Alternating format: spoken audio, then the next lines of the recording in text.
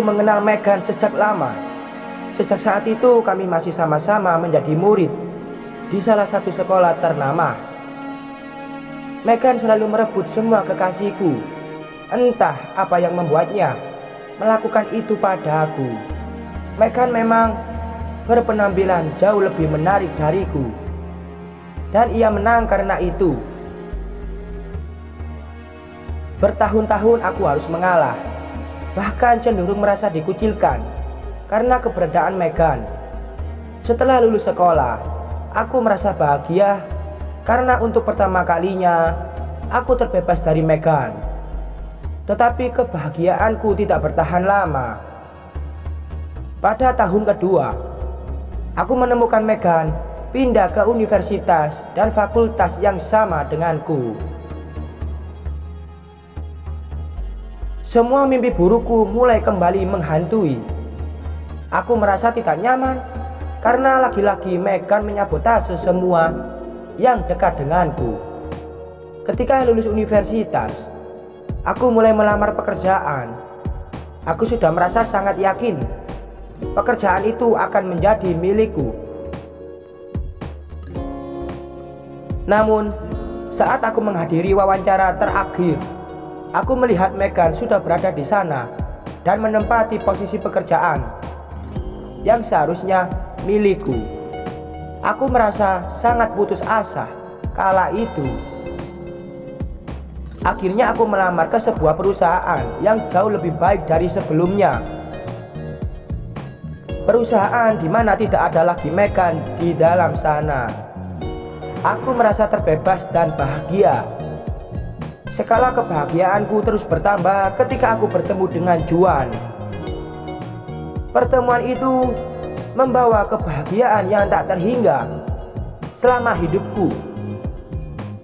Juan adalah pria yang baik. Dia bisa mengubah suasana hatiku menjadi lebih baik ketika bersamanya.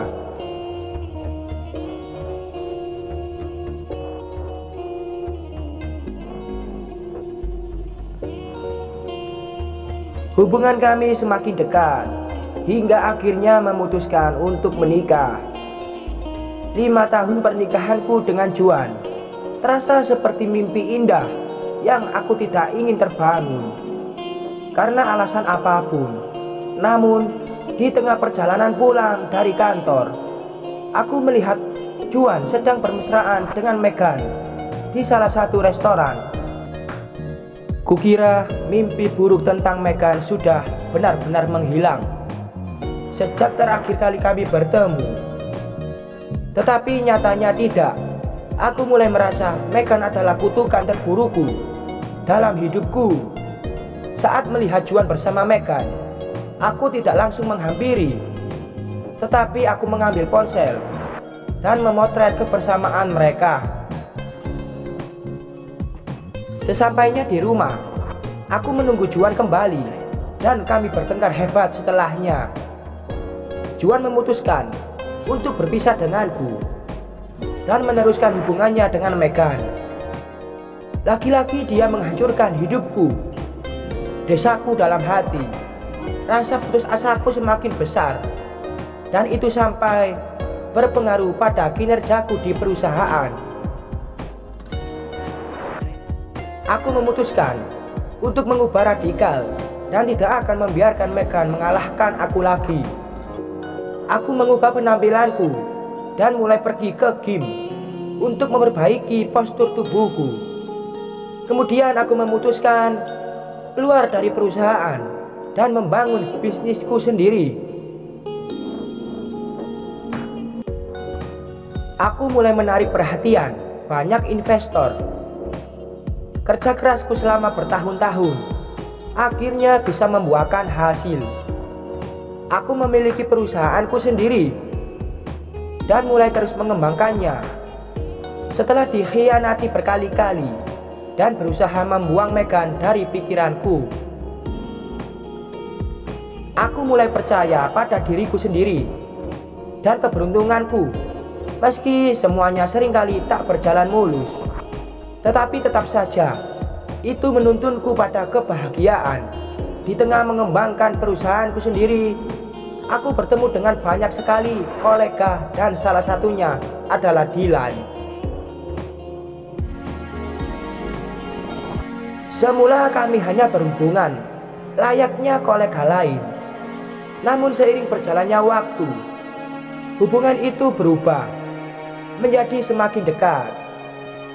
Aku menyukai Dylan karena dia menjalankan perusahaannya sendiri dan termasuk pria pekerja keras. Sedangkan dia menyukaiku karena katanya, aku adalah wanita tangguh. Setelah cukup lama saling mengenal, kami memutuskan untuk menikah. Juan mendengar kabar keberhasilanku dan dia membuang Megan untuk kembali denganku. Juan datang ke apartemenku dengan membawa koper dan juga sebuket bunga. Ia mulai membuat tentang banyak hal dan menyesali perbuatannya. Namun di tengah-tengah aksinya, Dylan datang sambil memeluk pinggangku. Terima kasih karena sudah membuangku. Kamu menunjukkan jalan yang lebih indah untukku, ucapku. Sambil menutup pintu, tepat di depan wajah Juan. Sayup-sayup aku mulai mendengar kabar tentang Megan. Ia dipecat karena performa kerjanya tidak baik. Tanpa mencari informasi yang lengkap, Megan menaruh lamaran di perusahaanku. Aku membuat hidupnya terasa jauh lebih mudah dengan cara meloloskan semua tes untuk bisa masuk ke perusahaanku. Akhirnya, Megan harus melewati satu wawancara terakhir, yakni dengan aku. Hari itu Megan datang. Sayup-sayup, aku mendengar ia berbicara dengan sekretarisku dari dalam ruangan. Tak lama aku mendengar suara langkah kakinya memasuki ruanganku. Aku memutar kursi untuk melihat raut wajahnya.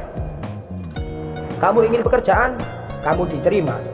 Sekarang buatkan aku secangkir kopi, ucapku. Megan sangat terkejut melihat aku tengah duduk di kursi besar sambil memangku anak perempuanku. Kamu selalu menjadi pecundang. Kursi itu seharusnya menjadi milikku, teriaknya. Tidak kali ini, jawabku. Kamu tak ingin buatkan aku kopi?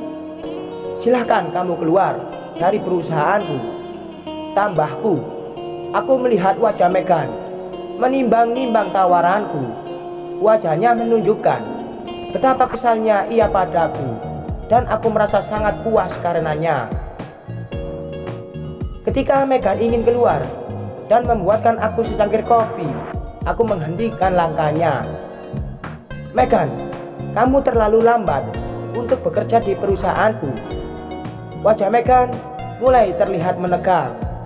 Aku tidak membutuhkan pekerja lambat sepertimu, tambahku. Mungkin aku terdengar mempermainkan dirinya, tetapi aku tidak akan memberikannya sedikit pun kesempatan untuk menghancurkan apa yang sudah aku bangun susah payah. Buatku, memperkerjakannya sama halnya akan memberinya kesempatan untuk menghancurkan aku dari dalam. Maka detik itu juga aku memecatnya dari perusahaanku. Sekian.